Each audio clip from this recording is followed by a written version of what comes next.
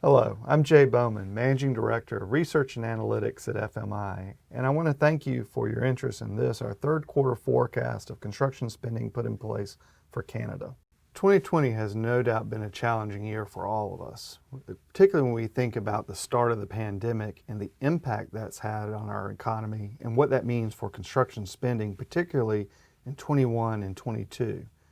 Think for a second that household consumption was down over 50% in the second quarter. And with the loss of imports and business investment activity, it's no surprise that our overall economy may be down 10 to maybe even 15% by the end of the year.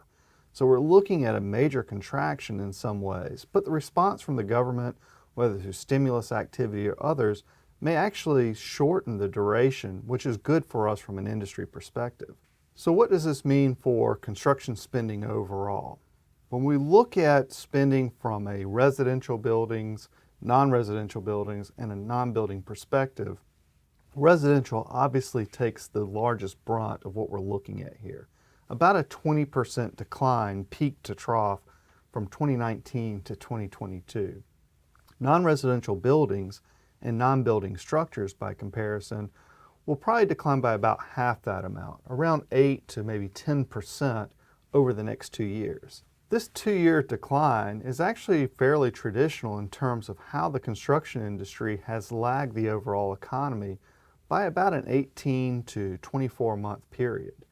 And when we consider that the overall economy for our country may actually look to improve by 2021, it's really kind of falling in that same pattern that we would see recovery sort of post-2022. So let's take a look at construction at the segment level and how we may see that difference of spending overall. And probably the first thing you'll notice is the disparity between those segments above the 0% line and those below. As I previously mentioned, some of the stimulus efforts that the government is doing is really helping to sustain or even grow some of the construction activity in some of the more public infrastructure related segments, versus those that are more private oriented will probably struggle for a little while, particularly those that are very dependent on business activity and travel, amusement and recreation and lodging, where those things really may not recover until say 2024 or even 2025. Thank you very much again for your interest in this, our third quarter forecast for 2020. Again, one of the things that will really be a defining characteristic of this recovery is geography. So depending on where you're located, that speed of recovery may feel very different. So I really encourage you to download our full report at www.fminet.com, which includes some of the provincial breakouts.